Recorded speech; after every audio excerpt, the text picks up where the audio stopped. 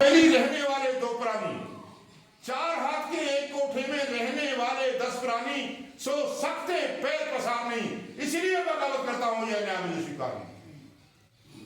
हमारे छोटे छोटे घर है ना, आपने देखा ना कि छोटे छोटे घरों में बच्चे, और शहरों में बड़े बड़ी हवेलियां, बड़े बड़े मकान थे राजपूतों के। फिर आगे क्या है, एक तन पर सूत का तार नहीं, एक तन पर सोने के तार खींचे, एक तन पर सूत का तार नहीं, इसलिए बगावत करता हूं यह न्याय स्वीकार नहीं। यानी कपड़े पहनने को नहीं है, एक तरफ सोना चांदी लगा हुआ है। तो साथियों, ये जो व्यवस्था है महापुरुषों ने शुरू की, इस व्यवस्था को आप लोगों ने आगे बढ़ाना होगा। उन्होंने यहां तक ले आए, और बाबा साहब ने 18 मार्च 1956 को बनने से पहले आगरा में ये बात कही थी कि मुझे पढ़ने के लोगों ने धोखा दिया है। ये जो मेरा आंदोलन है, जो कारवां है, इसको मैं बड़ी मुश्किलों में, बड़े कष्टों से लेकर आया हूं। इसको अगर आप लोग आगे न बढ़ा सको तो पीछे मत जाने देना। तो उससे प्रेरणा लेकर साहब काशीराम दीनाबाना और डी.के. खारपड़े जी ने वामसेफ बनाई 1878 में, सॉरी 1978 में। 1978 में जब वामसेफ बनाई तो उसके माध्यम से साहब काशीराम ने सोचा कि जो बाबा साहब के संघर्ष से, महापुरुषों के संघर्ष से जो नौकरी लगे हैं कर्मचारी अधिकारी, इन पर तनख्वाह आती है, तो इनको पैसा इकट्ठा करके संगठन को देना चाहिए। और जो लोग अभी रह गए पीछे, यानी जिनको अभी नौकरी नहीं मिली है या पढ़ने के लिखने से वंचित रह गए, उनको संगठन के माध्यम से समझाना है और उनको आगे बढ़ाना है। तो ये जो हमारा संगठन है, जो वामसेफ, इसका उद्देश्य क्या है कि हमारे जो देश में जो गैर बराबरी की सामाजिक व्यवस्था है उसको खत्म करना है, बराबरी की व्यवस्था कायम करना है। वो बराबरी की व्यवस्था क्या होगी, जाति विहीन समाज, कोई जाति नहीं होगी हमारे इसमें। और जैसा बौद्ध धर्म में जाति नहीं है, इसलिए बाबा साहब ने 1956 को बौद्ध धर्म को में जो है ना दीक्षित हुए। और बौद्ध धर्म का मतलब ये है कि बौद्ध धर्म को जो है ना लपेटना नहीं हमारे ऊपर। जो विचार हैं उनके, जो समतावादी विचार हैं, आडंबरवाद को, रूढ़िवाद को, पाखंडवाद को, ऊंच नीच को, भेदभाव को, जातिवाद को छोड़ना, आगे बढ़ना है। अब हमारे जितने भी नौजवान हैं या पढ़ रहे हैं, आपको मालूम है पीएचडी के जो हमारे स्कॉलर जाते हैं यूनिवर्सिटी में, उनके साथ भेदभाव होता है। उनका जो गाइड होता है प्रोफेसर, उनको सही ढंग से गाइड नहीं करता। रोहित वेमुला का नाम आपने सुना है, रोहित वेमुला को मार दिया गया इसी चक्कर में, और कितने बच्चों के साथ भेदभाव हो रहा है। तो आप लोगों को करना क्या है? अब ये जो हम लोग गांव गांव में घूम रहे हैं, वामसेफ का जैसे आज हम यहाँ काम कर रहे हैं, ऐसे हजारों लोग हमारी तरह ही काम कर रहे हैं। ये एक नहीं चल रहा प्रचार, यहाँ ऐसे पूरे भारत में हजारों लोग प्रचार कर रहे हैं।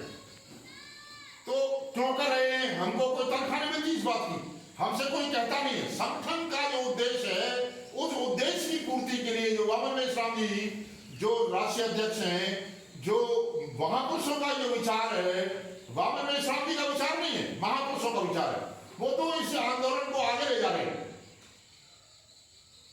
तो कितने लोग कुर्बान हो गए। शहीद जगदेव सिंह कुशवाहा को गोली मार दी गई भाषण देते हुए बिहार में। ललन सिंह यादव जी ने किताब लिखी, उस पर हाईकोर्ट में मुकदमा चला, वो जो है ना जीत गए मुकदमा, यानी ब्राह्मणी जो गिरफ्त है वो फेल हो गई। इसी तरह से ईवी प्यारा रामास्वामी है, एक अर्जन सत्य उत्तर प्रदेश में चला था। रामस्वरूप वर्मा जी ने, जाट जाति के थे रामस्वरूप वर्मा जी, उन्होंने अर्जन चरण चलाया, यानी कमेरे लोग पसंद। उसमें सिंधिया, चौरसिया, महाराज सिंह भारती जैसे बहुत सारे जो है ना, ललन सिंह यादव भी इसी जुड़े हुए थे। तो ये जो महापुरुषों ने जो आंदोलन चलाए, रात को सोए नहीं, चैन से रहे नहीं, खाना नहीं, कुछ नहीं। और साहब काशीराम के बारे में आपको मालूम है, वो घूमते रहते थे, खाना खाते रहते थे, चलते रहते थे जो है ना गाँव। तो आप लोगों ने जो विचार करना वो क्या, भारतीय संविधान को आप लोगों ने, अब भारतीय संविधान क्या है, फंडामेंटल राइट भारत संविधान से मिल रहे हैं। हमें बोलने का अधिकार है, हमें जो पढ़ने का अधिकार है, हमें जो सारा जो अधिकार मिल रही, नौकरी का अधिकार, आरक्षण जो है।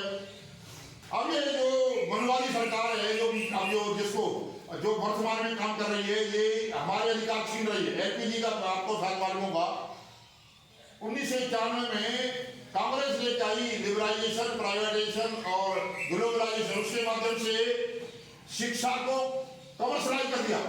जो डिग्री 2 लाख रुपए में हो जाती थी जेई की यानी बीटेक की, वो 20-25 लाख हो गई। हमारे वक्त में 2 लाख रुपए में जेई बन जाएगा। 1975 में हमने जब वो इंटर किया तो दाखिला 10वीं से बन जाता था डिप्लोमा 2 लाख रुपए। तो ये जो हमारे साथ साजिश हो रही है, इसको समझना होगा। सम्राट अशोक का नाम सुना होगा। सम्राट अशोक का राज भारत में था, उसको किन लोगों ने खत्म कर दिया? बौद्ध धर्म का जो 16 देशों में राज था, सिर्फ भारत में नहीं था। भारत, अफगानिस्तान, बलोचिस्तान, रूस, जावा, मलाया, इंडोनेशिया, तिब्बत, भूटान, नेपाल, बर्मा, ऐसे 16 देशों में साम्राज्य था सम्राट अशोक। वो कहाँ गायब हो गए? हम लोग पूरा बौद्ध में भारत था। 84,000 स्तूप बनाए। आपने सुना होगा बामियान में पहाड़ काट के बुद्ध की मूर्ति में, जिसको जो है ना वो तोप से उड़ा दिया। तो मैं जो कहना चाह रहा हूं, मेरा जो तात्पर्य है वो ये है कि जो संविधान में जो अधिकार है, संविधान में डायरेक्ट प्रिंसिपल्स है। आप में से बहुत सारे लोग वकील बनेंगे, कोई इंजीनियर बनेगा, कोई डॉक्टर बनेगा, बहुत सारे अधिकारी बनेंगे, कोई IAS बनेगा, IPS बनेगा, SCS बनेगा। आप लोगों को बड़ा जो है ना उद्देश्य रखो, चपरासी का नहीं। वो भजनदार जो है ना मित्र वाले कह रहा हूँ, हमारे जो है ना चमारों के मोहल्ले मजदूरों की फैक्ट्री, जैसे फैक्ट्री में जूता बने ना या कपड़ा बने, यानी मजदूरों की जो फैक्ट्री है चमारों के मोहल्ले जो है ना CBC के मोहल्ले। अपने उद्देश्य बड़ा रखो। हम IAS बनेंगे, SPS बनेंगे, SCS बनेंगे, जज बनेंगे, बैरिस्टर बनेंगे, मिनिस्टर बनेंगे। जब सोच अच्छी रखोगे, बड़ी रखोगे, तो जो है ना देश प्राप्ति के लिए आप लोगों को प्रयास भी करना होगा। मैं आपको बता दूं, हमारे बालियों में मैं सबसे पहला 1976 का इंटरव्यू पलवल में 800 घर होते थे उन दोनों में, अब तो ज्यादा हो रहे हैं। और 17,000 बीघे के मालिक है। 17,000 बीघे में इंटर ना कोई, क्योंकि सारा पैसा बर्बाद होता था पढ़ने लिखने का। तो कहने का हमारा तात्पर्य है कि मैं 40 साल की उम्र में जैसे भी डॉक्टर साहब बता रहे थे, मैं 40 साल की उम्र में, उससे पहले रूढ़िवादी परंपरा में थे हम लोग। तो आप लोग हम लोग सारी बात समझ गए, तो आंदोलन चला रहे हैं। इसी तरह आप लोग भी अब समझोगे जीवन में आप लोगों ने करना क्या है। जैसा अभी ये घटना होगी आपके यहाँ, गिरते हैं सह सवार ही मैदान जंग में, गिरते हैं सह सवार ही मैदान जंग में, वो तिफल क्या करेंगे जो घुटनों के बल चलते हो। यानी मैदान में जो घोड़े पर चलते हैं वही तो गिरेंगे, जो घुटनों के बल चल रहा है वो क्या करेगा। और फिर क्या करना है आपको? ऐसे कोई थाली में नहीं दे देगा अधिकार। आप समझ रहे हो जो ना जो मनुवादी लोग हैं, आपको थाली में रखकर दे देगा अधिकार। कैसे प्राप्त करें अधिकार? फूल वही चुन पाते हैं जो कांटों से टकराते हैं, फूल वही चुन पाते हैं जो कांटों से टकराते हैं। अधिकार न मांगे मिलते हैं, अधिकार तो छीने जाते हैं। अरे अधिकार छीनना शर्म नहीं, अधिकार छीनना सरल ये नहीं, ये ताज नुकीले कांटों का, बलिदान के बदले मिलता ना बाजार ये मंडिया का।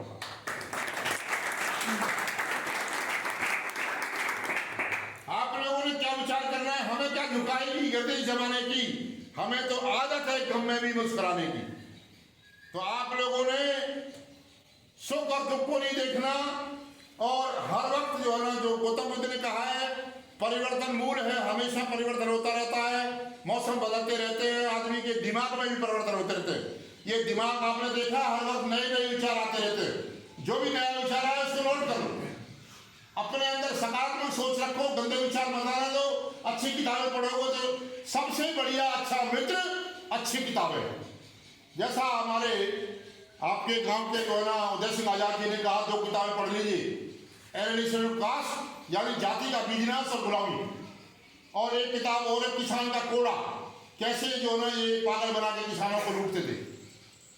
मेरे पास 400, अभी मैं 5 किताबें खरीद कर, मेरे पास करीब करीब 400 किताबें हैं। हमने भी एक लाइब्रेरी बनाई है, छत्रपति साहू जी पुस्तकालय, छत्रपति साहू जी लाइब्रेरी। तो ज्यादा नहीं कहते हुए मैं आखिर में ये कहना चाहूंगा कि प्रस्तावना आप लोग पढ़िए, प्रस्तावना सारी बातें हैं।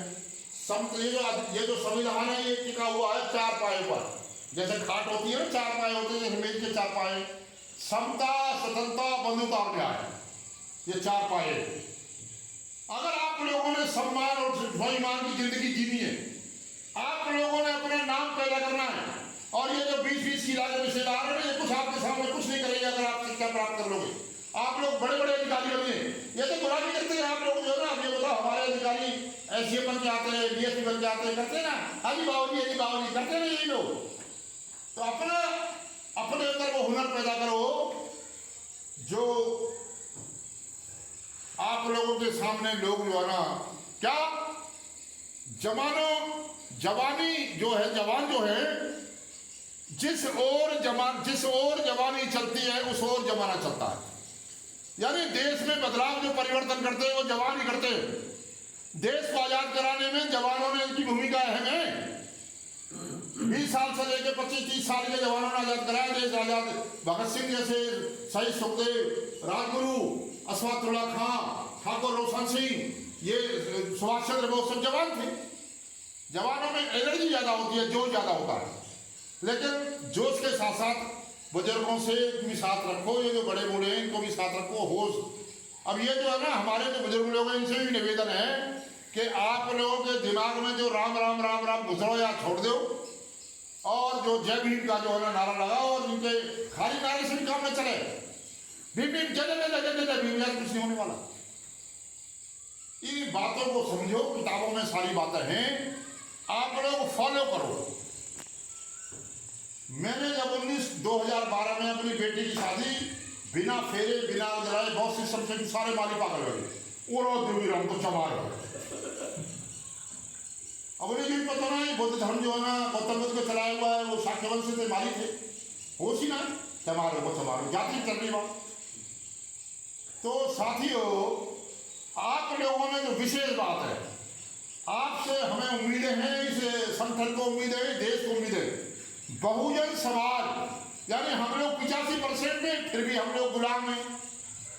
हम लोग सरकार नहीं बना पा रहे अपनी, हमने सत्ता भी प्राप्त कर ली, हम लोग सरकार भी बनानी है, और सरकार को बना पाएंगे जब अपने दिमाग को आजाद करेंगे।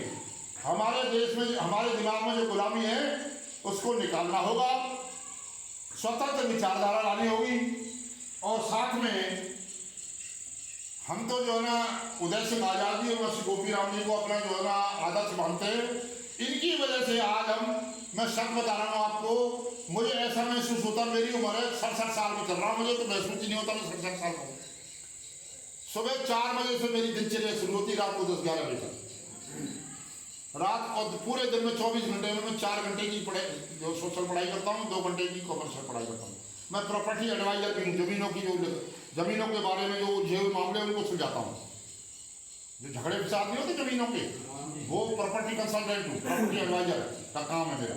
अपना उसका नाम है Siddharth documentation and consultation point. Gautam Buddha के नाम पर सिद्धार्थ है ना।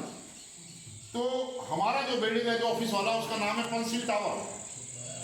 नामों का है मामला, नाम अपने पैदा करो, पंचशील, सिद्धार्थ, गौतम, राहुल, ये सारा। एक बार जो है मैं गौतम लिखने लगा बीच में, तो एक बार मेरे पास बॉडी गार्ड रहे एक बाबू को, पहलवान, वो कहने लगे बाबू जी आप गौतम क्यों लिखो।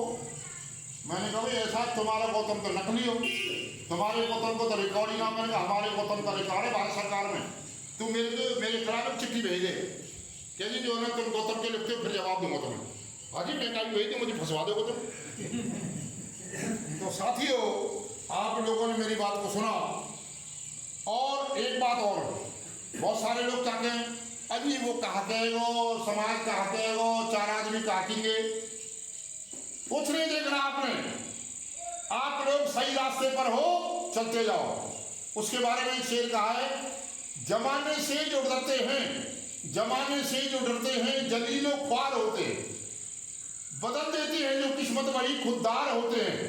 हजारों डूबते हैं ना खुदाओं के भरोसे पर, ना खुदा या भगवान के लिए कहा है, हजारों डूबते हैं ना खुदाओं के भरोसे पर, चलाते हैं जो खुद चप्पू, नाप चप्पू होता है ना, जो चलाते हैं जो खुद चप्पू अक्सर पार हो। खुद चप्पू चलाने वाले बनो तो पार हो जाओगे। 2 नाव पर मत रखो भैया, हनुमान जी की पूजा करूंगा और बाबा साहेब मानूंगा, ऐसे बहुत सारे लोग देखे मैंने। बाबा साहब की भी तस्वीर लगा रखी है, माता बाबान की सूंडवारा पिछवाड़े की लगा रखी है। ये बेकार की बात है, इससे कुछ नहीं होने वाला है। अगर भारत को बौद्ध में बनाना चाहते हो, भारत को समृद्ध बनाना चाहते हो, भारत को सम्राट अशोक के वक्त का बनाना चाहते हो, भारत का पूरा नाम दुनिया में करना चाहते हो, तो आप लोगों से उम्मीदें हैं, हमें युवाओं से उम्मीदें हैं।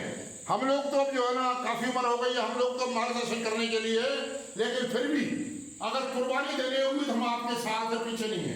कहीं पुलिस की लाठी खानी होगी तो हम सिर्फ लेने को तैयार है।